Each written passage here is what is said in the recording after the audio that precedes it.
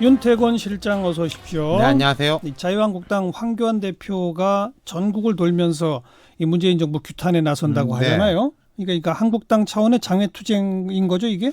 이게 그렇기도 하고 그렇지 않기도 한데요. 그건 좀 뭐예요? 애매한데 제가 설명을 드릴게요. 예. 한국당하고 황교안 대표가 일단 지난주에 그 경부선, 호남선 투쟁했지 않습니까? 그거는 당 전체 차원의 그렇죠. 장외투쟁이죠. 예. 근데 이번에는 이 7일 날 부산부터 시작해서 전국 순회 일정을 한다는데 도보, 대중교통을 이용해 중소기업, 시장, 마을회관 등을 찾아다닌대요. 예. 그럼 그게 이제 개인 일정으로 받아들일 수 있잖아요. 그러니까 당 차원의 각 도시별 순회 대형 집회 이런 게 아니다. 근데 이제 황 대표가 오늘 직접 설명을 했는데 한번 들어보시죠. 네. 기본 컨셉은 국토의 남단에서 중앙까지 훑으며 국민들의 말씀을 듣고 소통하는 투어다. 시골 숙소에서 같이 잠을 자며 이야기를 들을 수도 있고 대학을 방문해 이야기를 들을 수도 있다. 큰 집회도 있을 것이다. 아, 이렇게 말했어요. 예. 그럼 이제 기본은 개인 일정인데 아마 거점 지역에서는 뭐 당원과 조직이 결합하는 네네. 따로 또 같이 뭐 이런 형태가 되지 않을까 싶어요. 그러니까 이게 당 차원의 장외투쟁이기도 하고 아니기도 하고 그런 그렇죠. 거네요. 예. 이걸 하는 취지는 뭐라고 해석해야 할까요? 이 일정에 대한 이야기는 사실 한참 전부터 나왔어요. 한참 전이라는 게 패스트트랙 전국 이전에 이른바 민생 투어를 한다고 했는데 네. 컨셉이 좀 바뀐 것 같기도 해요. 그냥 민생 투어가 아니죠, 이건. 그러니까요. 자, 황 대표 이야기 좀 더 들어보시죠. 국민들에게 이 정부의 총체적 실정을 알리는 노력들이 계속돼야 될 것 같다. 음흠. 그런 측면에서 국민 속으로 들어가는 민생 투쟁 대장정을 해야 할 것 같다. 민생 투쟁 대장정, 총체적 실정을 알리는 노력. 그럼 이게 민생과 규탄을 다 좀 버무려 놓은 거죠. 말하자면. 네. 근데 소개한 대로 다 할 수 있을까요?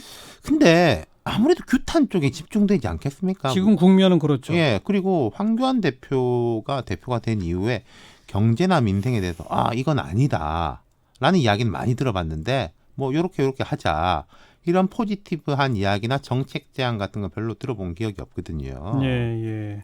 하지만 직접 현장 살피고 민심 듣고 뭐 그런 효과는 기대할 수 있을 거 아닐까요? 그렇죠. 근데 개인 황교안의 학습의 공간이 몰라도 옛날에 이게 뭐 대장정 이렇게 하는 분들이 보통 좀 뭘 내려놓고 하는 그런 거였거든요. 예. 또 황교안 대표 지금 1야당 대표잖아요. 예. 당을 지휘해야 될 사람이지 않습니까? 예. 근데 이게 한 달씩이나 이렇게 할 건가 싶기도 하고 예, 뭐 예. 민심이나 민생 현장 상황을 모르면은 그것도 말이 좀 이상하고요. 예. 네.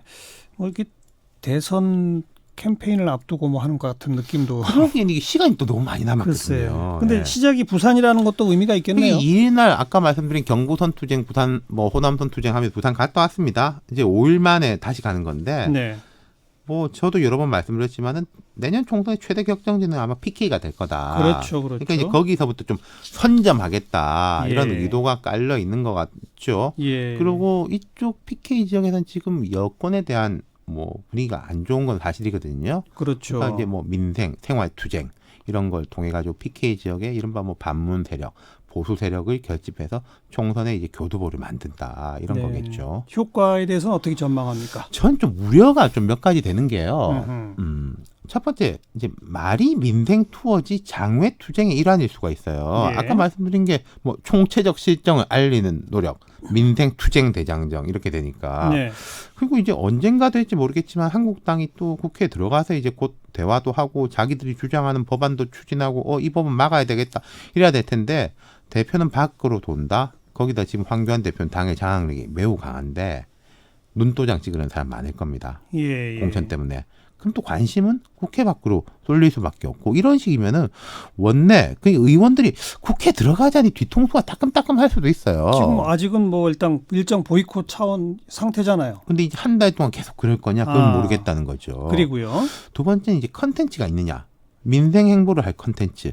뭐 최저임금 많이 올려서 문제다 이런 정도 소리는 할 수 있을지 모르겠지만은 네. 지금까지 못한 걸 밖에 나간다고 할 수 있느냐. 컨텐츠가 있느냐. 예. 세 번째는 총선 뭐 대선까지 황교안 대표는 보는 것 같은데 이 마라톤이지 않습니까? 예. 혼자 너무 빨리 앞서 나가요. 음. 선행학습이 과하단 말입니다. 예. 이게 체력이 방전될 수도 있고 네. 네 번째가 제일 큰 문제인데요. 뭐예요? 제가 볼 때 한국당이 이제 집토끼는 웬만큼 좀 잡았어요. 어느 정도. 예. 근데 이게 한 달 이상 이렇게 행보를 한다는 게 과연 중도층, 이른바 산토끼한테 무슨 의미가 있느냐. 역효과가 나타날 수 있는 게 최근 여론조사를 보면요. 한국당은 떨어지지 않고 있는데 민주당이 조금씩 올라가면서 격차가 유지되고 있어요. 민주당이 오히려 올라간다. 네, 안 좁혀지고 있거든요. 예. 그렇다면 지금 흐름이라는 게 강약 이제는 좀 중도층 이렇게 갈 흐름이 됐다라고 보는 사람들이 많은데 한 달에도 이렇게 간다면은 그 흐름이 이제 미스매치가 나가지고 예. 황 대표가 생각하는 총선 대선의 전략이 좀 전반적으로 엉클어질 수도 있다. 그런 네. 모습이 보인다는 지금 거죠. 한 달이라고 하는 건 확정된 건가요? 그것도 봐야 아는 거 아니겠습니까? 분위기 좋다면 더 오래 하고 아니면 그러니까요. 줄이겠죠. 일단 뭐 한 일주일 정도 좀 보고서 판단을 하겠네요. 네. 수고하셨어요. 감사합니다. 윤태권 실장이었어요.